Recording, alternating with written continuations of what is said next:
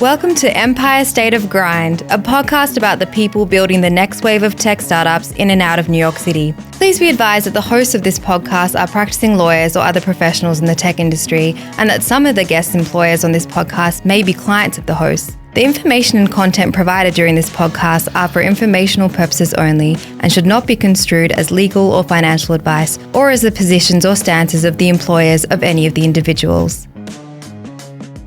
Thanks for tuning in to another episode of Empire State of Grind, the show where we learn about the people building the next wave of tech startups in and out of New York City. On today's episode, I sit down with Rob Bailey, the COO of CrewAI, a multi-agentic AI platform that is democratizing access to building and deploying automated workflows using any LLM and cloud platform. It's really cool stuff. We also discuss our shared love for music and martial arts, and of course, Rob's take on why NYC is the best city in the world. Let's dive in. So welcome back, another episode of Empire State of Grind. We're here with Rob Bailey, the COO of CrewAI. Rob, thanks for being here. Thanks for having me. My pleasure. So let's get into it. Tell us a little bit about the company. Like, what is the product? What is the problem you're solving? Sure. So CrewAI is a leading platform for multi-agentic AI agents. Okay. The company was founded a year ago as a highly popular open source framework, and it's kind of evolved very quickly from just that into also an enterprise platform, which we're launching into GA next week. Oh, that's exciting. Exciting and not a lot of sleep. Yeah, I was going to say, especially thanks for the time then. Of course. So what is a multi-agentic platform? Yeah, okay. For AI agents. Okay. Can you dive into that a little? Totally. I'm actually going to start by not answering the question. Okay. And what I'm going to start off with instead are LLMs, the large perfect. language models. So a few years ago, I've been building AI companies for like 15 years, and it was never really that special. I did a company called DataSift, which was AI for real-time social data, which we sold to a Norwegian company. And then I actually came to New York in 2016 to do a company called Customer. I joined as number 5 as just like 4 or 5 guys in a pretty awful WeWork office with one printer. And that company ended up doing extremely well. Yeah, we've heard of them. Yeah, sold to Facebook. Exceptional founders, Jeremy and Brad. Anyway, over the last few years, obviously LLMs came out, and that sort of started to really mainstream the idea of using AI in day-to-day workflows, right? Even for non-technical people. What's happened is something like half to 2/3 of Americans are now using LLMs on a regular basis, most commonly ChatGPT. The problem is LLMs they're incredible technology, and they're very good for basic kind of one-shot type of functions, putting together a press release, right? Generating a list of marketing slogans. But LLMs, as they are currently articulated, are not really good for solving especially more complex work cases or work use cases. So what's happened is this emerging layer that's called sort of an AI agentic layer, where you essentially orchestrate a number of AI agents, many times powered by LLMs, to actually execute on complex tasks. So think of the agentic layer as a value-added layer that sits on top of LLMs and actually unleashes all of their power and potential for enterprise use cases. That's cool. And they do that, like, I'm used to the idea of an agent as a kind of like tool that is grabbing data from a source. Is that how it's meant in this context, or? That's part of it. Okay, so it's enriching kind of what data the LLMs are using to get the answers to these questions? Or it can do all kinds of stuff. Since I joined CrewAI in May of this year, we've probably talked to more than 1,000 customers, and we now have had developers in over 150 countries download our framework. So it's massive. We've talked to tons of people. That's cool. I've talked to single player companies where it's like some Pakistani founder, sitting on his couch in Islamabad, to major Fortune 500 companies that are all trying to figure out how to use LLMs and AI to actually solve different company problems. So there's tons of use cases.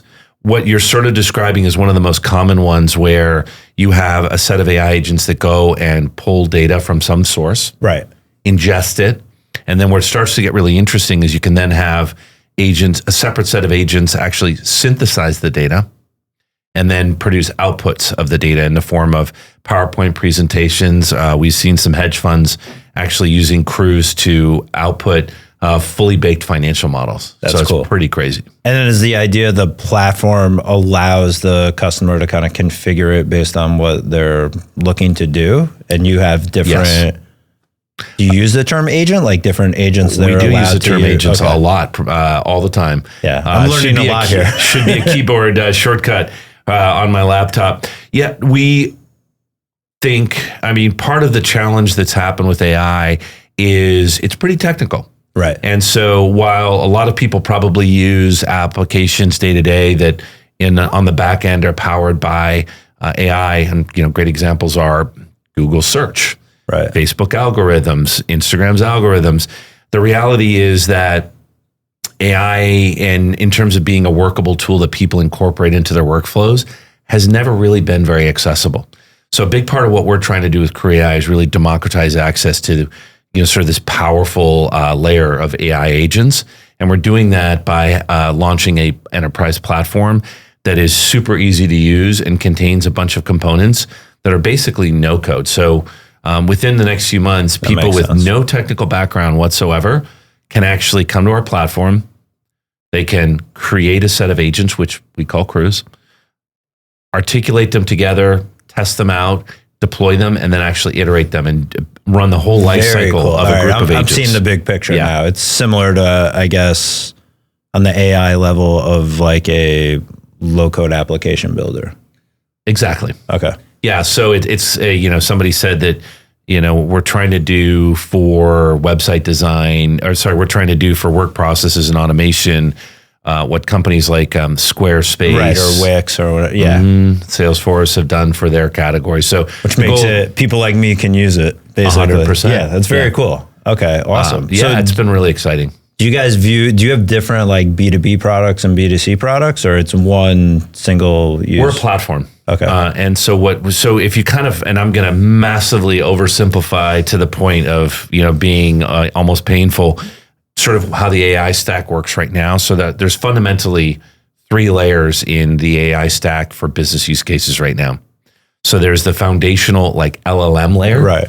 So great examples of LLMs, obviously there's ChatGPT, which is one of the most popular ones across all its different versions. Claude we got, right? Yeah, and then Llama and lots of what are now called SLMs, smart language models. So there's been an explosion of different language models. And what's crazy is the progress is moving so quickly that, it's shocking. Whatever may be the best model one week may be, not even in the top 3 spots a month from now.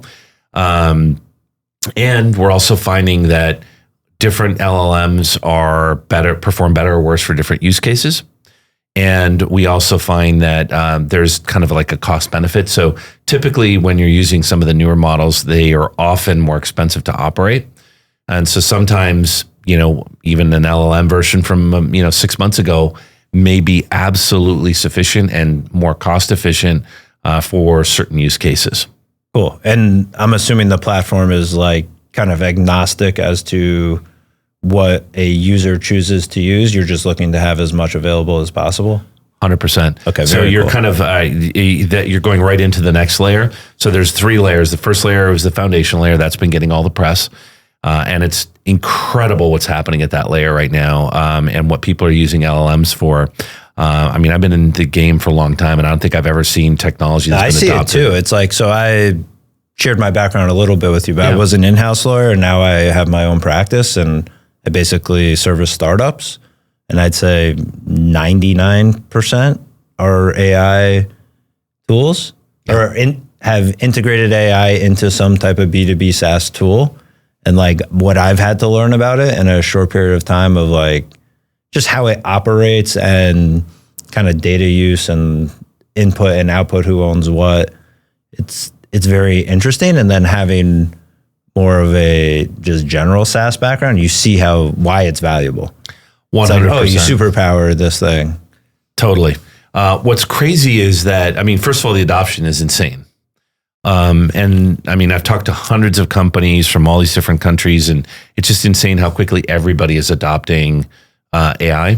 Yeah, I kept telling people, I viewed it as how I saw like cloud maybe 10 years ago, where I think it just becomes table stakes. Like, why would you build a software without an AI component? True, although it's shocking how many SaaS companies are just not moving that fast. Interesting. At adopting AI. I mean, there's tons that are.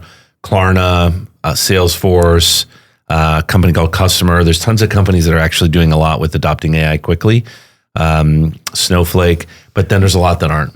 Yeah, and what I'm seeing too is a lot of the startups, at least that are getting funding and able to hire, are typically integrating some aspect of that into maybe even an existing space, but it's AI powered, or in a, like, sounds like what you guys are doing, an application that wasn't available until kind of this point in time with the technology. I think the biggest limitation are our own imaginations right now. And what I mean by that is, in the early days, I'm going to date myself a little bit. I was around for 1.0, coming right out of grad school. And the first kind of big wave of companies were essentially just taking online businesses that were available offline. But then gradually over time, as the internet evolved and as mobile came into being, you started to see these sort of platform native applications that we would not have even imagined before, like, for example, Uber, that were enabled by cloud and mobile. And I think we're in the early days of AI right now. So I think what we're seeing now to start is mostly just AI versions of traditional applications. We're already starting to see some green shoots. I think one of the ones that I'm most fascinated by is synthetic people. So we're starting off, like, there have been a bunch of platforms that have been doing synthetic, like, boyfriends and girlfriends, and we're now seeing synthetic SDRs, synthetic customer support reps. I have a few clients, and then just talk about it in general of, what I think the latest one was about, not SDRs, but like call centers in general and help centers. Can you offload those people to an AI agent? And 100%. Yeah. And I think the view of that has changed a lot. I think 5 or 10 years ago, people really hated AI and automated responses, and they were right. And I think a lot of that was because the technology around voice recognition, NLP, was very limited. That's changed, especially with this kind of mainstreaming of LLMs. And so you're now seeing just this tidal wave of new support applications powered by LLMs that, in my opinion, are often better than people. Yeah, I think too, there's like a social component where you're just more used to not dealing with a person for like customer interactions, that you're probably just more comfortable with it. Where 5 years ago, you're just pounding your phone, like, which one of these buttons gets me a human on the other side? Where now it's like, I just want my problem solved. I don't care who I'm talking to. I think what it's really about is this evolution from deterministic kind of structured computing to what is now more probabilistic and stochastic. And the use case you're describing around customer support, especially if it's less structured, is a problem that is better fit to the technology that is AI. That's true. Especially with strong components of LLM and an NLP than some of the more traditional technology. Awesome. We're going to take a short break to hear from one of our sponsors, but when we come back, we'll learn about Rob's role as COO, some cool customer use cases, and what attracted him into tech. We'll also discuss some similarities we see in the tech and entertainment industries and how I fell into my role as a tech attorney from working in the music industry. This episode is brought to you by NextGen Law. NextGen Law supports today's modern tech companies, bringing expertise in drafting and negotiating customer contracts and scaling of go-to-market legal functions. For more information, visit nextgenlaw.com. That's NextGenLaw with hyphens in between each word.com. All right, I want to shift gears a little bit and kind of go back to like CrewAI as a company. Sure. So one thing we like to know is, like, just to get an idea, the company size through whatever metrics you're willing to share. So if it's employee count, customer count. Yes, let me think. So I'll start with the easy one, which is employees. I think we just crossed 15. When I joined in May, it was like 3 or 4, but we are growing really, really fast. That's great. And I expect we'll probably double again. I think it's more than doubled in the last. We've gone up by let's 4 or 5x since I started, and I think we'll probably double or triple in the next few months. That's exciting. Yeah, super exciting. And then some of the stats that I think we've been more public about. Let's see, our multi-agentic framework has been downloaded in more than 150 countries. We're doing more than 10 million agent executions per month. And we have a wait list of over 40,000 people that have signed up to use our enterprise platform. That's awesome. And is that the product you're saying you're GAing in the next few weeks? Correct. Oh, wow. Yeah, it's very exciting. Haven't slept much. Yeah, I can imagine. All right, cool. And do you have I think I already know the answer, but do you have a typical like customer profile, or is the idea of this is a sandbox, you build whatever is useful for your specific need? I would say right now, a typical customer is more a persona, which is somebody with some technical background. Yeah, that makes sense. Typically has programmed in Python and or has used our open source framework. That is our ideal customer that wants to build and launch quickly. So I guess that's like the user, but where they're at, like let's say they're at a company, the company of the customer is kind of agnostic, right? Or that's the goal. We want to be universal. Yeah. We want to support everybody. And so that's why I deliberately gave more of a persona than a company size. We've seen fascinating use cases, everything from, I talked to a pop music producer in Stockholm that was articulating Cruise. And what he would do is he'd come up with a basic riff, and then he would use Cruise to do, 50 to 100 different permutations of a pop song. That's cool. And then use another set of Cruise to evaluate the pop songs. So we have these like extremely creative single player shops. And on the other hand, we have, $500 billion AUM funds that are using our Cruise to create financial models. So it's really a wide spectrum. I mean, that's one thing I noticed at Datadog that was very helpful is like we were able to provide value regardless of kind of like how your applications or infrastructure were structured.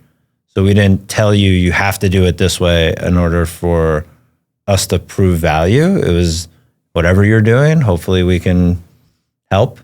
100%. And I think that's like, obviously it sounds great, but if it's kind of hard to do, right? Or to build products that actually work in that way.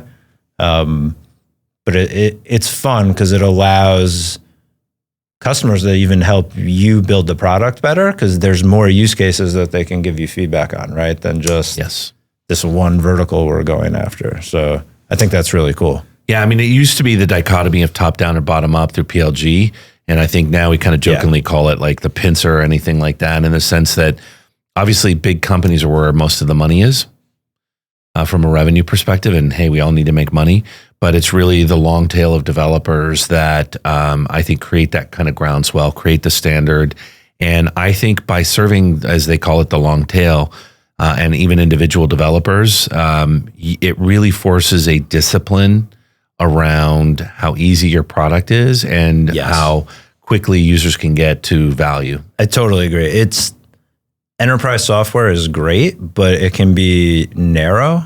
And to your point, it's maybe not easy for everyone to use, where if you have more just feedback from all types of people, I do think you come to a better like user experience which can't help but drive a better product. Yes. And there's lots of, the good news is there's lots of great models to learn from. One of my personal favorites is Slack. I think what Stuart did with Slack was incredible. And I think, amazing how fast they grew and what they were required for. It's funny too, because I remember my first interaction with it, I'm an attorney. I don't tend to care which tools we use to communicate, right? I get the Datadog, I get told we're on Slack, we're in channels or whatever. It's hard to describe why, but it does drive like community in a way that other communication tools in the workplace just don't, right? Like it's more personal, fun. It just works better. I love Slack. I think it's great. I think it was really sad when Microsoft, kind of used its distribution muscle, which totally understandable why they did. I'm a shareholder in Microsoft. So from a bit purely business standpoint, what they did was incredible, but I think it was certainly sad to see Slack's growth slow. It's a great product. They created, a reinvention of the category and great company with a great founder. Agreed. I just liked using it too. They have a cool origin story too, if people want to check it out. Yeah. The funny thing is both his companies were originally game companies. So Flickr was originally a game company, and then Slack was originally a game company. That is funny. For those who don't know, Slack grew from the founder. I forget his name, but you know it. Stuart Butterfield. Yeah, he was, correct me if I'm wrong, he was building what was almost supposed to be like a augmented reality world video game, and Slack was the communication tool between the developers, right? Yeah. And he couldn't keep getting funding for the video game, and realized, hey, this communication tool I've been building is pretty cool. Let me see if there's value there. And that kind of is how Slack was born. That's one of my favorite. It is cool. It's one of my favorite. I mean, there's so much that I love about the industry that we're in. And one of the things that I love is these like absolutely crazy origin stories. Like, I think that's one, or the fact that I think Twitter started out as basically like a podcasting platform. I didn't know that. Yeah. And there's so many of these. And it's fun to hear about the early days of some of these companies, how they started versus where they ended up. I mean, Facebook was just I think it was like a platform to rate people. And, it ends up being this like... We have talked about Hot or Not on this before. Oh, I remember Hot or Not. I remember when the founder of Hot or Not was one of the cooler guys in San Francisco. Yeah, I don't think that would work these days. Definitely not. Although, if you really think about it, Bumble is really just Hot or Not with different framing. That's a good way to put it. All right, cool. The other question we have then about kind of the company is you're located in New York. Yes. You have a small but growing team.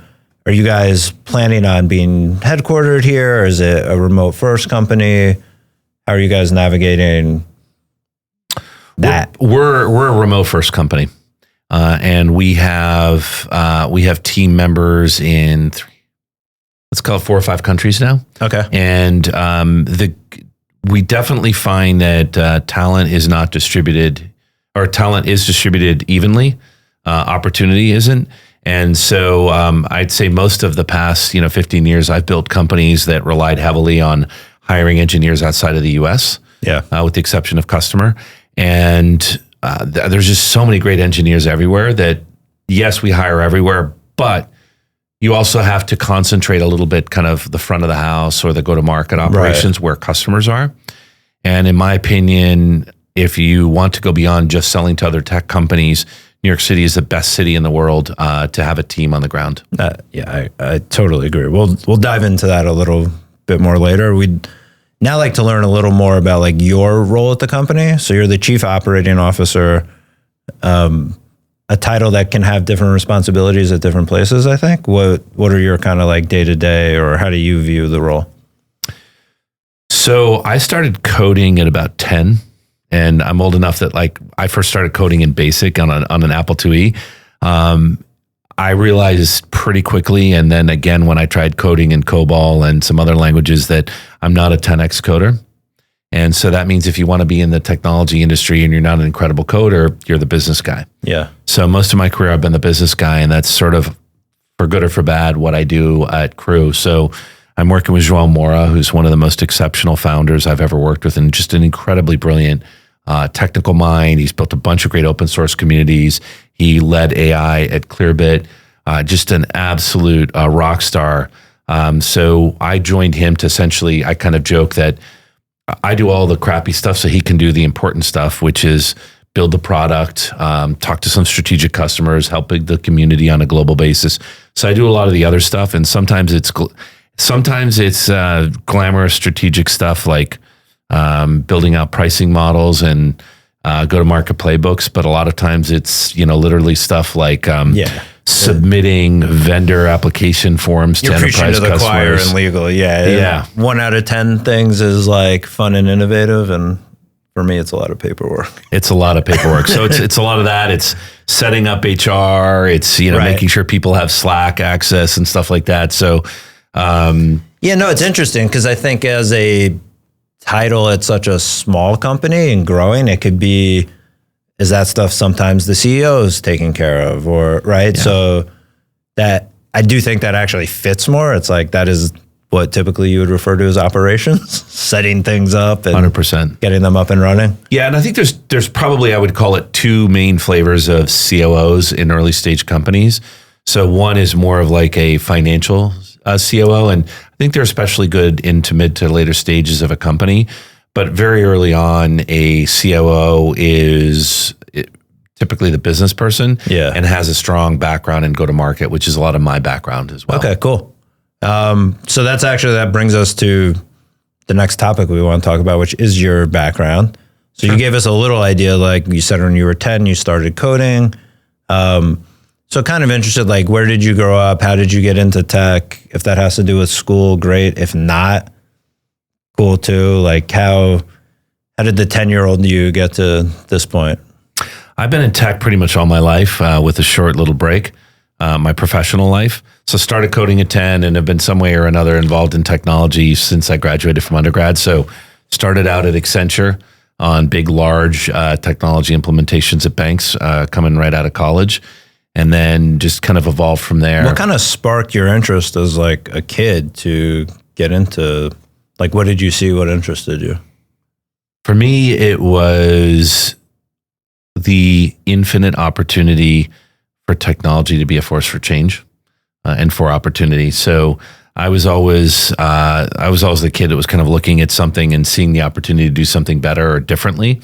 And technology is really a force for doing that. So I think part of what really attracted me to technology, and in particular, not just working at a big company like Accenture, but then going into the startup world, is one, it is immensely creative. Yeah, I totally agree. It is mostly a meritocracy. And in my opinion, you get to work with the smartest, most incredible people in the world. Yeah, I can't dispute any of that. I kind of more fell into it, so I feel like How'd you fall into it? blessed. So I'm an attorney by background, and I actually was working in the music industry. Wow. And when I graduated law school, I couldn't get a job in music. So Well, thank God you didn't. No, I know it's been a big blessing. I got Especially this year. Yeah. I mean, you're probably, thanking yourself every day that you didn't go full The company I used time. to work for has like laid off like 30% of its workers. Yeah. But anyway, so I literally got into tech thinking it was adjacent areas of law, like it was transactional IP. I worked at Warner Music Group like during law school and have a music background. So When you say music background, like you played instruments? yeah, I can play guitar, I DJ'd, I can read and write music. I've worked in like, not production so much, but like venue management, artist management. Wow. Yeah. Right. So when I went back to school, that's what I thought I would do. And I did. I was doing it. But yeah, I mean, even at Datadog for a few years, I was just trying to get back into music. Wow. And then- That's your first love. Yeah, no, it is for sure. But I never really wanted to be the artist. That's one thing I found like very cool about working at a big company like Warner in the legal department was like, I felt, and I hear you saying it too, where it's like, whether I had the skills or not to be the performer, I didn't want to be, but I wanted to be part of this thing that I thought was cool and interesting. And I found as the lawyer, you see like there's a whole team that puts all this together. If you want to be one of the biggest artists in the world, tour the world, win Grammys, you have talent, but you also have marketing, promotion, the recording studios, like all this network set up where other talented people are helping you, right? And I found like, oh, my role in the business side of this is something I'm good at that helps these people. And that's one thing I found I liked about tech a lot was it sounds very different, but I look at it as like I'm still helping creative people monetize this thing that can, I think in tech, you view it as more help the world, whereas music, it's like entertainment. So they feed different human needs, but still like you're part of the process. They need me. to get it as big as possible, but I'm not the one creating it, right? Like Yeah. I'm well aware of that. Unlike you, I can't code at all. Everybody has their journey. Yeah, it's too bad that the music industry is such a terrible industry to work in and make money from. Yeah, the model is it's just fucked up. I mean, one thing I like the biggest difference I would say, so I said like kind of how they're similar, is how tech like embraces and even looks for change. And what I saw in music is like the fight to stop any change. So for example, it's like there's no reason that the largest recording companies couldn't have just started their own streaming platforms and owned that revenue stream. Instead, they fought against it. Someone else started it. This is what people want, right? That's the way technology went. And now they're losing money because they don't control the way that they distribute content like they used to. Yeah, I mean, I think it's unfortunately in the very nature of the entertainment industry in general. So what you're describing in music, where you've had more of a view, is I think kind of holding true for every aspect of the entertainment industry, except for maybe live, which seems to, still be booming. Taylor's making money on her tour and the Sphere's doing really well in Vegas. But I think it's because, in my opinion, a lot of the entertainment industry is based on artificially controlling something that should really be free from a marginal cost standpoint, whereas the technology industry is fundamentally based on disruption.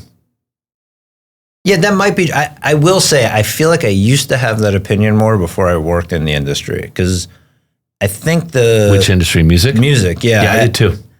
I think the view, and maybe I'm hearing something else than what you're saying, so please correct me, but when you're inside, you see all the things that don't work. Yeah. And it seems like, hey, that's a bad model for those who are successful to be giving up this much of their creative product to a company, right? And I think the answer is, yeah, if you knew who would be successful, then that's unfair. But the truth is, like, you sign artists, and I've been on like the weird side of this where like you sign someone, I've literally thought like, they suck, why did we sign them? And then you watch them blow up and you go, what the fuck do I know? Yeah, but that happens in tech too. No, for sure. It's actually very similar. So my point is, like, you're funding the artist that you're hoping they're all successful, but or movies or whatever, only 1 in 10 is actually going to be like profitable. And you need to have a model that if you want to keep funding, putting art in the world, the one that makes it makes up for the ones that don't. But from a consumer standpoint, you only hear the one who made it. Right. So like for every Taylor Swift, how many people don't make a dime with their music, but someone put some cost into it. Right. Right. So I think I found that like similar to investing in tech companies anyway, is like, you can't give everyone the most generous terms because you don't know who's going to make it. The difference is there's not the exclusivity necessarily in like the venture markets that there are in music, where like you do kind of own the rights to everything this person makes, and that maybe stifles some of the competition or their ability to make money or be creative. Yes. Yeah, I think it's crazy to watch. I mean, the US entertainment industry used to be so powerful within the US and globally, and used to be such a powerful instrument of soft power for our country. And it's just been shocking to watch its decline in the last few decades. Yeah, I think in some ways it's just globalization in general. I think we're seeing the rise of a lot of non-traditional American content. So for example, you have EDM, which is a lot of artists from Europe. For sure. And some of the biggest artists like Swedish House Mafia, Avicii back in the day, are all European and not American.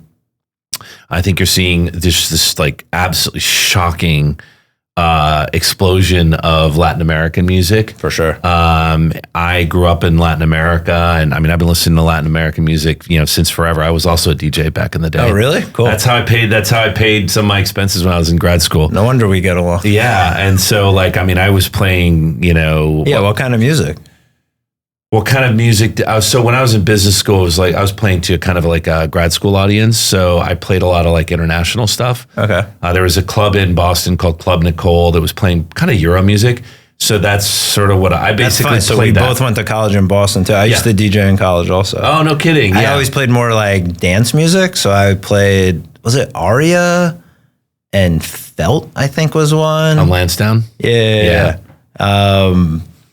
Oh, that's wild, man. Yeah. So, I mean, I started DJing when I was working at a bank in Mexico, and I started doing underground parties there.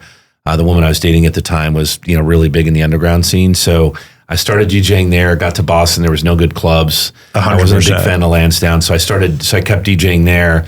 But I would say when I was in Boston, I played a lot of Middle Eastern music. So Khaled, Alabina, and then a lot of Latino music. Like I was playing Shakira really early. And then, but I played a lot of Latino music, and it was more niche-y then. But to see, some of these like Karol G now, Bad Bunny, and how popular they've been has been crazy. And then in Asia, of course, K-pop, which apparently K-pop companies are now buying up the U.S. music industry. So it's been their been really model's cool to watch insane. It's definitely become, I think, one of the many tools that Korean government has for soft power, and just shocking how popular K-pop has become. Who would have thought? We're going to take a short break, and when we come back, we'll learn a bit about Rob's background, how he ended up in NYC, and an interesting take on what makes the city that never sleeps so special. We also discuss our failed Muay Thai fighter backgrounds. Thank God for tech. So in the spirit of this podcast, as we like to champion the efforts of our peers and colleagues, I wanted to tell the audience that our co-host Kieran Bath is also a newly published poet. Kieran's debut poetry collection, Instructions for Bano, travels through the timelines and geographies of the women in her family to understand the inherited consequences of becoming a South Asian bride. The collection beautifully addresses how to be part of a family and also one's own person. We couldn't be more proud. More information and a link to purchase your own copy can be found in the show notes of this episode.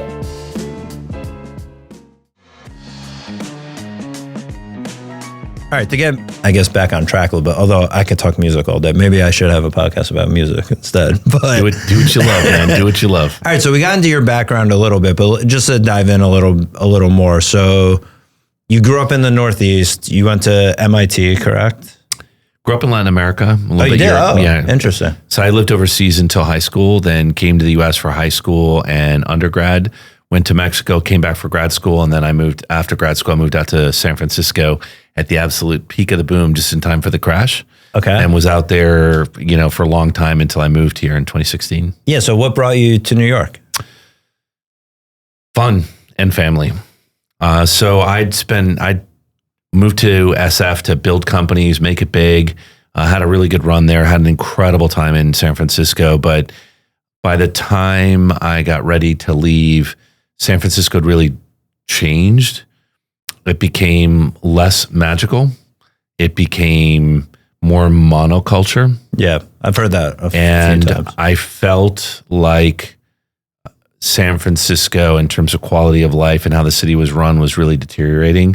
And, I'd seen some incidents, like friends of mine getting jumped in mid-market and everything like that. So I was kind of I grew a little tired of San Francisco. I was starting to feel really small socially.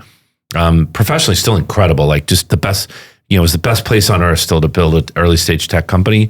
But I think socially and culturally, I just felt very limited. So when I would come visit New York to visit customers, I just loved it. Yeah. And so I ironically, in 2015, 2016, I sort of said, you know what? Only YOLO, you only live once. I've had my kind of time in SF building companies. I'm just going to go to New York and have some fun. And so I came here to join a company called Customer, which is 5 people, and didn't really think much of it. Who knew if it was going to go anywhere? So came to New York to have fun and ended up just, working in 80-hour weeks for my first year and a year and a half in New York. Shout out to Bold Start Ventures, who really, I think played a really key role in getting me out here to work for Customer. And so moved here. And then also my family is here. My parents live in Western Connecticut. And I definitely realized that, clock's ticking. Time's not forever. We don't live forever. And it was really important for me to spend more time with my family. Yeah, no, that makes sense. I moved back to the area after college too for a similar reason.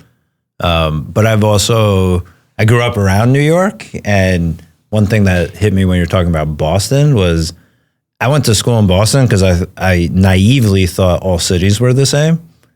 And like within the first night, I was like, what? Yeah. Things close at 2. That's a tough transition. That's a tough transition. Yeah, dude, especially like I was into like DJing underground kind of dance parties in New York. And that scene was almost like non-existent in Boston. Okay. So one thing I'd share with you, I think you'll find interesting, was like one of the first DJing gigs I got was for this illegal after hours because everything closed at 2. Yeah. So this guy I had met, we basically garbage bag out like the windows in this club, so you couldn't see anything going on inside in Chinatown on like the 10th floor. And I would DJ there from like 2 to 6 in the morning. Wow. And what was cool was no one told me what to play. And right, like as a DJ, that's like rare and like the ultimate freedom. It's like I get to play to a crowd for 4 hours and not be told like play this or play that or it's this kind of thing. And I just loved it, but it would be bizarre. What years were you doing that? This was probably like 2000 to 2002 or 3. Oh, wow. Okay. Yeah. I mean, that's what you're describing. I still played vinyl. That's how long ago it Wow. was. Technique 1200s. Yeah. I still have them. Nice. Apparently they're like very valuable now. Yeah. I think, didn't they stop producing them? Yeah. A while ago. Because everyone went to CDJ and then ultimately Serato. I mean, I remember the first time I saw Serato, my head like exploded. Yeah. It was in the Village, actually. We're at, probably Brian, the producer, was with us. We're like just out bar hopping. See the DJ and I see a computer and like my brain is putting together what they're doing. I'm like, wait a minute, you're playing music from the computer but controlling it over here. What the fuck? And so I've like gotten in and out of DJing like probably 3 different times in my life, and that was one that like brought me back in. Why don't you should start it again, Dan? Yeah, it's funny. For me, it is a little bit like riding a bike. Like I can perform adequately at any time. Yeah. But the other part of it that's very different is the knowing the music, right? I think that's the aspect, like people who think like, hey, I know a genre of music, so I'd be good at DJing it. Don't understand is like you have to break it apart into like parts of the record. Where would you intro it? Where would you take it out? Right? Like it's almost like research, and like that I don't put time into that as much anymore. That's pretty time consuming. Yeah, but it was actually got me through studying for the bar. My buddy hooked me up with like it was like a lounge that turned into a club, and I got to DJ there, and it was like I'd study for the bar all day. And then get to go play music at night. And like, it was just a great kind of like escape. That's one thing about, I don't know about other people's experience, but for me with law school was like, I needed breaks that were like nothing like what I was studying. This is not fun. That's very healthy. Yeah. So it was music, and then I trained Muay Thai during law school too. So that was good. We'll talk about that too. I did Muay Thai for 15 years. Did you really? Yeah. Well, Fairtex Muay Thai. In New York? No, San Francisco. Oh, in San Fran. Oh, yeah, very full cool. contact. Yeah. For 15 years? Yeah. I mean, I trained at Fairtex for a long time. I was that's good friends with the legit, instructors. Yeah. I was one of the best in the US. And when they did the Ultimate Fighter show, so some of my instructors that were coaching me were on Ultimate Fighter. So personally, I had a great relationship with them. I would say in terms of fighting, it was a devastating tragedy for them how horrible I was. Oh, that's funny. So, I mean, I fought for a long time, and probably you have the build for it too, so it makes sense. You have the build for it too. Actually, no. You don't think? I mean, You're tall. I have a long reach and I'm southpaw, which are 2 advantages. But you're better off when you have a low center of gravity, in my opinion, and when you have stronger legs. And for me, I mean, I should have been a swimmer or a rower, but I was, and also I am so fun. Terrible. I'm not well coordinated. I'm not fast. I I don't pick up combinations very easily. So like I was an absolute dumpster fire as a fighter. That's funny. So the most I did was, like sparring, full contact sparring with amateur fighters and just getting taken apart by them. That's fine. Yeah. Yeah. So it's for me, it sounds pretty similar. So I trained at a school in Jersey where the head guy like trained and coached legit MMA fighters. Like, think about this. 15 years ago, MMA was not even legal in most of the states. So the only states where you could really host it were New Jersey and Nevada and Florida. Mm-hmm. So that's where all the gyms were. So on the Northeast, like, and this was through friends of mine, like I just happened to train Muay Thai at like the place if you were going to be a fighter, you would go. And becoming friends with the guy who ran the place, I met like so many, literally like people who became world champions. So wow. When like Amanda Nunes first came to the US, she trained there, Khabib Nurmagomedov. Like I met them all when they were met Khabib. Wow. Yeah. I mean, the story of the UFC is, in my opinion, one of the most fascinating stories. Yeah, I've been watching it since it first came out, lying to my parents that it was like a movie instead of like actual real violence. Totally, yeah. UFC 1 with the Gracies. All right, so you have any specific favorite aspects in New York or favorite parts, areas, restaurants? There's so many incredible cities around the world, but New York is by far the best, in my opinion. Best food, best people, best diversity, best energy. So I love New York in so many ways, and I've been here almost 10 years, and I fall more in love with New York every day. And there's all kinds of different reasons. Incredible restaurants. Some of my favorites are, I was at Satriano's last night with some friends of mine. Love that place. I like a lot of low-end stuff, like Los Mariscos in Chelsea. I was born in Mexico, so I love really good, authentic Mexican food. I love to cook. And something that's really underappreciated about New York is just how incredible the supermarkets are here. So it's insane. Yes, that you this can is what we're looking for. You literally can get food delivered from supermarkets from just about anywhere in the world. So I cook a lot of Brazilian where I grew up. I do Japanese. And the fact that I can... Yeah, I've never even thought about this, but this makes sense. sense. Insane. Yeah. So, I have probably 4 or 5 things that I keep in my refrigerator at all times that are Brazilian. And it's crazy that I can just get on an app and order this stuff. And in 2 hours, it's at my place. It's insane. I have 3 different great quality Japanese supermarkets within a 10-minute walk of my office. It's crazy. So I think that's an underappreciated part of living in New York is being able to get all kinds of food to cook. Yeah, no, it's fine. I think what we've typically hear is the like vast cultural influences, but that's a very good like direct aspect of it. Like, how does it enhance your life? You can, if you like to cook different types of food, you can actually get the ingredient. I've never thought of that. Kalustyan's in Murray Hill is incredible. Great for spices, especially do Middle Eastern or Asian.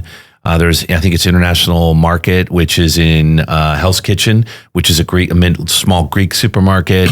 Obviously, I buy a lot at Italy because I cook a lot of Italian, especially Northern Italian, and then go to Chelsea Market. Yeah. They have a really good a Pan-Asian supermarket downstairs, and it's the range of food you can get in New York that you can then cook with is insane. That's cool. All right, Rob, thank you so much for stopping by. Any plugs you want to give, like where, if someone wants to check out Crew, what's the website, the platform? Sounds like maybe you're signing up some new customers. Absolutely. If you're thinking about working with AI in your company, would encourage you to check out CrewAI.com and maybe tweet at me. You can follow me on Twitter at RMB on Twitter. And if you DM me after hearing this podcast, I'll make sure you get to the front of the 40,000 person line. Awesome. So there's that. Would like to give a shout out to some New York funds, including Insight, Bold Start, and Flybridge. And lastly, I will give a shout out to my favorite coffee shop, Urbana in Chelsea on 10th. All right, we're going to have to check that out. Again, thank you so much. Thank you. Talk to you soon. Thanks for having me. Thanks for tuning in to this episode of Empire State of Grind. If you like what you heard, please share, like, and subscribe. You can find more information about the guests and sponsors in the show notes, and special thanks to our sponsors and our producer, Brian Neiman. We'll be back with new episodes twice a month, and as we say in New York, peace, we out.